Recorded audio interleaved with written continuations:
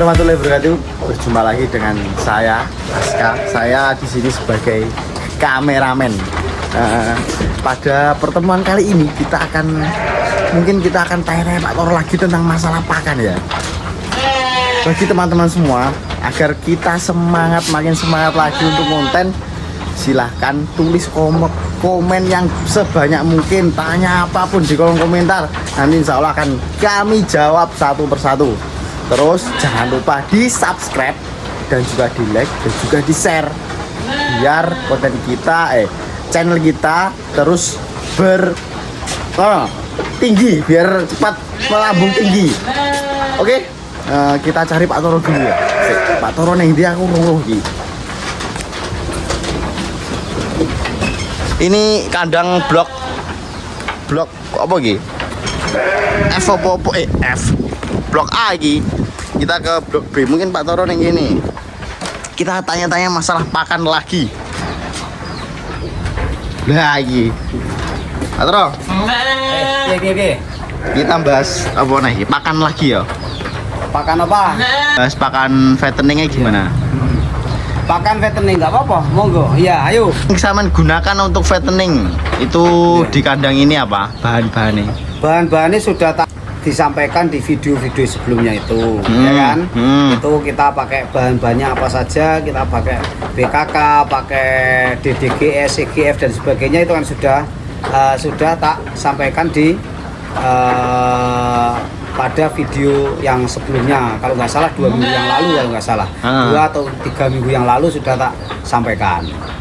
Lah, kaitannya dengan fattening itu ada beberapa itu kemarin arek PKL itu kan menanyakan analisis proksimatnya. Nah, itu rada detail lagi, kayak ilmiah analisis proksimatnya. Nah, berarti ini pembahasan hari ini udah detail ya? Nah, detailnya untuk pakan fattening. Analisis proksimatnya itu kemarin pas waktu live itu kan sudah ditayangkan di live yang malam-malam itu. Hasil analisis proksimatnya itu kandang kami itu menggunakan proteinnya kurang lebih sekitar 13%. Kemudian untuk TDN-nya itu 60 sekian persen, hampir 70-an lah kalau nggak salah, kurang dari 70 pokoknya 60 sekian. Lah kemarin anak-anak PKL akhirnya tanya, apa mungkin bisa gemuk Pak Toro gitu katanya, karena di kampus itu kok diajarkan proteinnya harus minimalnya berapa, 17 minimal 17. Terus katanya kalau kita lihat memang lihat di apa kayak gini tabel-tabel punya produk-produk pakan itu, pakan komplit yang sudah jadi itu rata-rata proteinnya kan 17 rata-rata. Kenapa Pak Toro kok cuma pakai 13, apa bisa gemuk? Jawab saya bisa. Kok bisa? Kita itu sebenarnya meskipun pakai protein segitu, kita berani bersaing dengan yang proteinnya 17. Di atas 17. Iya. Saya selama ini mulai dari 2005 sampai hari ini ya pakai itu. Segitu ya cuman. Kalau untuk yang fatteningnya ya pakannya pakai yang proteinnya cuma 13 itu. TDN-nya juga nggak sampai 70 itu. Tapi hasil alhamdulillah ya api-api. Karkasnya bagus ya? Karkasnya juga bagus, bisa dicek kok. Banyak kok yang sudah tahu kualitas dari produk daging dari kita. Terus untuk pertambahan berat badannya yo akeh, meskipun dombanya lokal yang spek fattening itu berarti kan ya domba ya enggak jenis yang pertumbuhannya terlalu cepat. Pertumbuhannya cepat. Ya karena kita cuma mengejar di bobot saja. Itu pun juga ternyata juga bisa iso apa jenis? Iso cepat iya. Per bulan berapa Pak Toro? Per bulannya itu antara 4 sampai 7 kilo. Wih, sing domba jenis sing 7 kilo. Ora, lokal.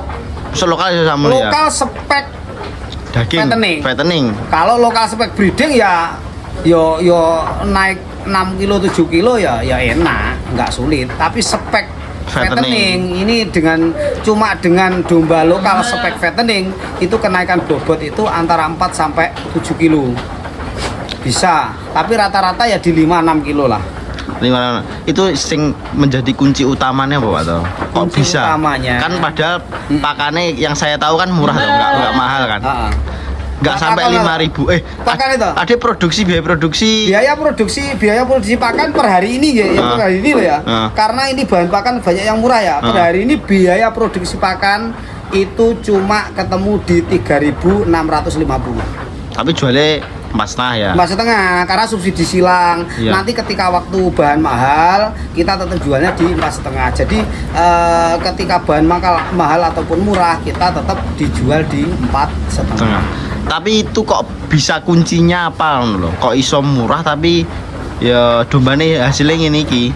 Apik. Kuncinya mesti enek tambahan apalah sing menjadikan bobot ini cepet naik ngono loh. Ada nggak? Ya sebenarnya cuma satu. Apa? Ada namanya seni meracik pakan. Oh, seni meracik pakan. Ada namanya seni meracik pakan. Gimana? Itu keseimbangan nutrisi itu yang dibutuhkan. Jadi keseimbangan antara proteinnya, keseimbangan dari proteinnya, dari TDN-nya, dari seratnya, dari abunya, dari lemaknya itu harus balance, seimbang. Ya keseimbangan itu yang menjadikan pertambahan bobot badan bagus sekaligus mencetak daging-daging yang super.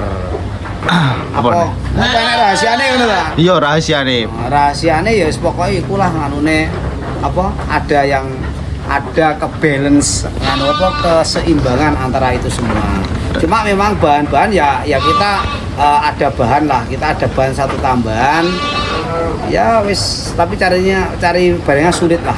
Meskipun dombanya itu menurut logika nggak bisa besar, nggak bisa gemuk, nggak bisa besar, tapi insya Allah kalau di kandang sini itu masih bisa lah mencapai bobot di 40 selokal dan sekerdil domba apapun, insya Allah masih bisa. Bisa ya? Bisa. Ada ya rahasianya? Ada rahasianya.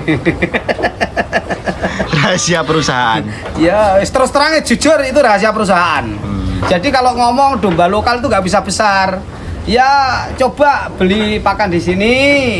Aku nggak ngongkon ya, nggak promosi loh ya. Cuma untuk membuktikan saja bahwa memang kalau memang bener-bener bisa domba yang seharusnya secara logika nggak bisa besar, tapi ternyata masih bisa besar. Tapi yo nggak sampai jumbo sampai 60-70, setidaknya bisa 40 lah. Menurut logika pada umumnya paling mungkin bobot 22 atau 25 sudah mentok. Ya insya Allah kalau di kandang sini dengan izin Allah bisa sampai menjadi 40 kilo dengan formula pakan yang bagus dan tepat. Tapi ngono ketemunya mahal nggak makannya? Ya ora. Pangkas samono ya? Ya pangkas samono punjul titik lah. Paling lebihnya dari standar ya paling ada kelebihan per kilo itu 150 sampai 200 rupiah. Tapi sing sampean berikan pakan sing wimau apa semua domba apa ngono? Loh ya semua domba. Semua domba ngono ya? Iya semua domba. Semua domba. Ini cerita saja. 2022 itu saya kontrak dengan satu yayasan. Itu menurut logika Idul Adha itu karena sudah sangat dekat, nggak mungkin untuk mencapai target bobot segitu. Akhirnya ternyata saya pakai formula yang khusus seret itu ya alhamdulillah ternyata tambah over. Bobotnya nggak cuma apa ya? Nggak cuma cukup, tapi berlebih. Nah, tapi kan berlebih kan. Yeah. Nah, 2022 itu kan bobotnya yang maksimal dari 28 ternyata bobotnya uangnya sing 33, 34. Ya kan sampai kita tuker domba dengan teman-teman yang punya kontrak dengan yayasan lain yang bobotnya besar. Sehingga ditukerkan punya teman-teman yang punya kontrak dengan bobot besar ternyata nggak mau memenuhi bobot, akhirnya ditukar sama kita yang bobotnya sudah over. Berarti kita ambil yang kecil, kita jual yang besar. Iya betul. Soalnya kontrak kita kecil-kecil. Kecil-kecil. Sedang deh nggak kecil. Loh, Yang saya ingat Pak Toro, yang tahun 2022 itu kan bibitan mahal ya. Iya. Bibitan itu sampai hampir 80.000 loh per kilo Ada yang jantan. belanja di pasar itu ketemunya sampai rumah 85.000. Oh, kayak tahu apa mepet itu ya. Iya. Tapi kita kan jual itu zaman itu 72.000 ya. 72 itu termasuk sama ongkirnya. Jadi 72. ketemunya sama operasionalnya. Jadi cuma ketemunya 70.000. 70.000 itu kita 72 itu kita sudah ongkir sepulau Jawa ya. Iya. Sepulau Jawa. Sepulau Sepulau Jawa. Jawa. Iya. Gratis ya tahun 2022. Ha. Itu masih untung ya. Loh, kenyataannya untung. Ya untungnya alhamdulillah lumayan banyak. Itu gimana Pak Toro? Ya karena dari itu balance pakannya itu dan ada BEM salah BEM-nya itu tadi. Bisa labil. Tapi Ya banyak tapi nggak banyak. Pas zaman itu, tapi setelah itu kan domba harganya stabil lagi. Ya harga domba stabil lagi, apalagi yang kemarin itu harganya wes agak jatuh. Lanjut ke pakan Pak Toro. Wes mah brebet kon dindi kalau kesah kok malahan. Sing kuwi mau lho Pak Toro. Oleh pemeriksa banyak pertanyaan lek pengen mengerti. Kan masuk mah gak gelem dudoi. Loh, sebenarnya cuma gini, kunci utamanya itu di balance pakannya. Di balance ya. Keseimbangan antara kandungan satu dengan yang lainnya, dengan satu dengan lainnya itu ada keseimbangan. Gitu tok kuncinya di situ. Antara bahan satu dan bahan lainnya dan yang dibutuhkan. Lah, gitu loh. Jadi membuat pakan nggak asal bahan ABC dicampur dari situ dipakan nih, gak ngono. Loh, ya enggak. Ora pehne ora enggak hanya gini. Jagung bagus, kasih jagung yang banyak. Nggak bisa. Karena apa? Karena jagung itu gini. Jadi gini, cara secara garis besarnya gini. Cara memformulasikan pakan itu satu. Itu kita menghitung, kita harus mengetahui dulu tingkat kecernaannya dulu. Nah, tingkat kecernaannya bahan itu gimana? Terus masanya dia bisa di dalam rumennya domba itu berapa lama? Itu juga dihitung juga. Ya. Nah, ya kan? Jadi dia bisa terserap semua enggak? Terus nanti kandungan anti nutrisinya bahan itu kita nyeleksi dulu. Mungkin ada kandungan anti nutrisi yang kalau dikasihkan berlebih dia akan merusak nutrisi yang lainnya. Contohnya aja kedelai. Kedelai itu proteinnya bagus, tetapi tidak boleh dikasihkan secara berlebihan. Kalau sampai dikasihkan secara berlebihan ada ambang maksimalnya. Kalau lebih berlebihan dia akan anti nutrisinya akan bekerja, akan merusak nutrisi-nutrisi yang lainnya. Berarti malah merusak nutrisi yang lainnya. Iya, makanya setiap bahan itu tidak semua tahu hasil labnya atau analisis persipannya itu proteinnya sekian, sekian terus wah ini bagus, ini kasih yang banyak. Nggak bisa. Iya, nggak bisa. Setiap bahan itu punya minus, punya plus. Kita harus tahu minusnya pakan ini apa, bahan pakan ini apa, plusnya bahan pakan ini apa. Itu cara memformulasikan pakan harus menghitung sampai di situ juga. Terus semisal mau belajar itu di kemana Pak Toro belajarnya? Ya sebenarnya belajar ini kan ya nggak bisa disampaikan langsung BEM salah BEM bisa. Memang ada prosesnya. Saya sendiri belajar nutrisi itu sampai 2 tahun loh. Cuma mendalami nutrisi pakan. Iya, mendalami nutrisi pakan ternak itu sampai saya sampai selama 2 tahun. 2 tahun cuma ilmunya atau sama prakteknya? Ya sama prakteknya. Ya, menangi kita itu kan yo praktek karo teori. Nah, jadi disinkronkan antara praktek dan teori. Jadi menurut Pak Toro praktek dan teori presentasinya ya gimana? Maksudnya kecocokannya teori dengan praktek itu untuk prakteknya. Teori itu di praktek nih yang cocok 40%. Teori itu cuma 40. Yang 60% itu tidak cocok. Tidak cocok dengan praktek. Berarti sing jenengan apa jenenge? Praktekkan sekarang ini adalah pengembangan ilmu-ilmu dari teori. Iya. Jadi yang sementara selama ini berarti belum ada yang jenengan gunakan, belum ada di ilmu keilmuan. Di bidang keilmuan belum ada. Kalau sepengetahuan saya belajar selama 2 tahun itu kok kayaknya di teorinya ya banyak yang nggak ada. Banyak yang nggak ada. Jadi saya pengembangan saja. Tapi mau dicetak buku jane tepak jane. Sayangnya iki sing ning kene jenengan duwe nganu blas kok. Mosok gelare sarjana hukum Islam terus nyetak buku peternakan kan ya lucu to. Gak pantes kok. Sing percaya sapa? Terus sing percaya ya sapa? Lah iki ilmu peternakan sing gawe SHI. Lah, kan nggak mungkin terus Nggak aja, Wah, mungkin. harus ngapusi. Ngapusi ya wis Ade, berarti Ade carane membagikan ilmu ya dengan konten YouTube ini. Iya. Tapi kalau memang lebih dalam lagi, lebih detail lagi, kalau kita bicara tentang nutrisi, itu memang tidak bisa disampaikan secepat kilat ini. Memang ada detail-detailnya, itu butuh waktu yang lama. Nek cara Ade ge buku piye, Pak Tero? Timbang ge buku penak pelatihan. Lah, pelatihan Heeh. masuk kok ya. Masuk. Enek sing gelem apa ora ngono. Lah ya kuwi lho, gek terus sing percaya apa ora karo awake dhewe iku lho. Oh, Ade ora ndek gelar apa blas e. Nggak ada yang pelatihan wah ngapusi gak cocok wih ngono. Ya apa mau enek pelatihan ya gak apa-apa saja nih. Ya wis jajal kita tanyakan ke pemirsa ya loh. Kalau semisal kita melakukan pelatihan nih, ada yang mau ikut apa enggak? Iya. Pelatihannya nanti online atau offline? Nanti pelatihan online atau offline Apa Zoom ae? gimana? Nanti kita Zoom 1-2 jam, 3 jam atau berapa kita bahas per tema gitu aja Pak Toro ya. Oh, ngono ya bisa. Ya, bisa. Atau kalau anu mau privat Kalau mau privat juga bisa. bisa. Ngono apa ngono? Tapi yo ini kalau secara garis besarnya tak sampaikan loh ya sudah, bukan saya menuntut ilmunya, tapi memang kalau disampaikan di sini tidak mungkin selesai dalam waktu 1-2 hari. Soalnya kalau kita nyampaikan itu mesti banyak pertanyaan. Iya, Mesti banyak pertanyaan. Banyak pertanyaan. Jadi secara garis besarnya tak ulangi lagi bahwa untuk memformulasikan pakan itu meskipun kalau di kandang saya yang saya praktekkan selama ini mulai 2005 sampai hari ini itu yang fatteningnya, ini saya bicara fattening ya, dengan domba-domba lokal yang speknya spek daging yang notabene yo rakok terus dombanya apik sing memang cepet pertumbuhannya cepet, tapi kenyataannya meskipun secara logika cuma bisa mentok di 25 kilo atau 23 kilo, ternyata dipraktekkan di kandang sini masih bisa di bobot 40 kilo. Domba kerdil.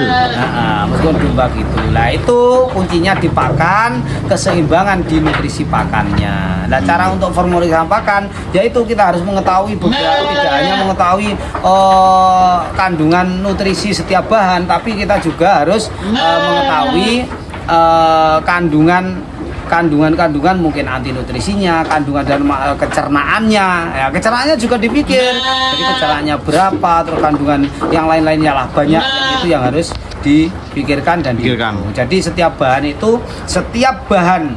pakan itu pasti punya kelebihan, tetapi juga pasti punya kelemahan. Setiap bahan pakan. Setiap bahan itu pasti punya kelebihan, tetapi juga setiap bahan itu pasti punya kelemahan.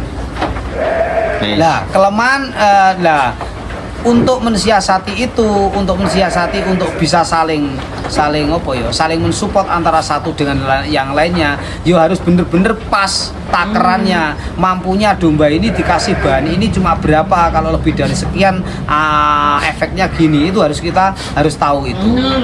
Jadi nggak sembarang ya tetap nggak sembarang itu. Dan yang tidak kalah pentingnya apa? Harga. Harga. Jadi bahan yang layak pakai itu satu, itu kandungan nutrisinya bagus, ya kan? Nomor dua harus diseimbangkan dengan harganya. Harganya gimana? Maksudnya harga gimana? Contoh satu ya? Ya. Contoh satu aja. Nah, kangkung itu harganya per hari ini berapa? 4.000 sekian kan? Nah, itu tapi kandungan nutrisinya kan nggak begitu tinggi, dia cuma sumber serat kan. Nah, berarti dengan harga segitu kangkung itu termasuk bahan pakan yang mahal. Kenapa? Karena dia cuma sebagai sumber serat, tetapi harganya menyaingi sumber karbohidrat. Oh iya ya. Gitu loh. Nomor dua, contoh lagi, Polar. Polar itu nggak mahal, meskipun harganya per kilo seandainya 5.000 tidak mahal. Sampai kalau pas mahal kan sampai 300 kan. Itu meskipun harganya per kilo 6.000 itu nggak mahal. Nggak mahal. Kenapa? Karena dia sebagai sumber protein dan juga sebagai sumber serat, karbohidrat. Gitu loh. Karena kan proteinnya masih sekitar 19. Karbohidratnya masih sekitar 70 sekian. Berarti dengan harga segitu itu belum dikatakan mahal. Tapi kangkung yang harganya 4.500 lebih murah dari Polar itu bahan pakan mahal. Karena dia proteinnya rendah, karbonya rendah, cuma sebagai sumber serat saja. Jadi sumber serat bisa sing murah-murah nggak apa ya? Nah, sumber serat itu juga nggak usah terlalu mahal, yang agak murah-murah, tetapi harus dibarengi dengan nilai kecernaannya. Serat yang mudah tercerna, apa serat sing nggak mudah tercerna. Nah, makanya ini kalau ngomong nih secara detail pakan itu ya memang waktunya lama, tapi kalau ditanya saya pakai bahannya apa, ya itu yang sudah tak sebutkan di video-video sebelumnya. Oke ya dulu Pak ya, ngantuk aku San. Ngantuk? Ngantuk ya ngantuk. Wis suwi iki durasi 20 menitan San. Oh ya wis oke. Iki mari ngene aku ape nakoki testimoni ning area-area PKL sing ning PKL ning kene 1 bulan San. Lah, ya takonono jajal. Tanya aja ke sing area PKL selama 1 bulan lebih itu di sini, iku mendapatkan hasil apa dan penelitiannya yang sudah diteliti apa ae takokno kono wis. Pengamatannya gimana ya? Pengamatannya gimana? Oke, wis. Aman tutup. Kok tak tutup wis. Ora aman angel nutup. Aku lek kon krep-krep ora iso aku. Mari kita tanya anak-anak PKL yang sudah PKL di sini kurang lebih 1 bulan. Gimana apa yang mereka dapatkan, apa yang mereka amati di sini selama kurang lebih 1 bulan. Lagi. Halo teman-teman. Halo. Piye. Ki, sing bulan pertama piye? Pertumbuhannya sing sampe ngamati sing anu to, sing baru masuk to? Baru masuk, Mas. Iku piye pengamatannya? Variasi, Mas. Piye? Pertambahan bobot badannya 4 sampai 5 kilo, tapi terbanyak niku di 4 kilo. Di 4 kiloan. Pertambahan bobot badannya. Lah iki Mas Kentung iki mengamati sing piye iki? Anu bulan kedua, Mas. Sing berarti sing golongan masuk ke. Jadi sampean ndek kene domba kuwi wis ndek kene sampean amati. Piro? Bobotnya bervariasi Mas. Ada Pertambahane yang naik 5 sampai 7 kilo. Tapi rata-rata 6 kilo Mas. rata-rata di 6 kilo. Rata-rata 6 kilo. Lah sing bulan ketiga, Bulan ketiga. sing arep panen iki, bobotnya piro pertambahane? Sekitar 6 sampai 7 kilo Mas. 6 sampai 7 kilo. Tapi sing kebanyakan piro? Rata-rata nggih 6. 6 ya tetapane ya. Oke. Lah kok iso proteinnya megur 13. Terus TDN-nya di bawah 70. Kok pertambahannya iso kaya ngono? Piye ngono kuwi? Ndek iki wis diware porong tips trike. Sampun, Mas. Terus iso gawe jan ngono kuwi. Sampun. Rahasianya apa rahasianya? Aduh. Rahasianya, Mas. Rahasia, Mas. Gur anu, Mas. Piye? Digur dibisi Pak Toro, Mas. Piye lek bisi? Wah, gak wani, Mas. Gak wani ya? Gak wani, Mas. Gak wani. Ya wis ya. Wis, saiki awakmu sing nutup video iki. Jangan lupa ngono ki lho. Kayak ning channel-channel liyane ngono ki lho. Jangan lupa like, komen. dan subscribe. Sampai jumpa. Sampai jumpa di lain waktu.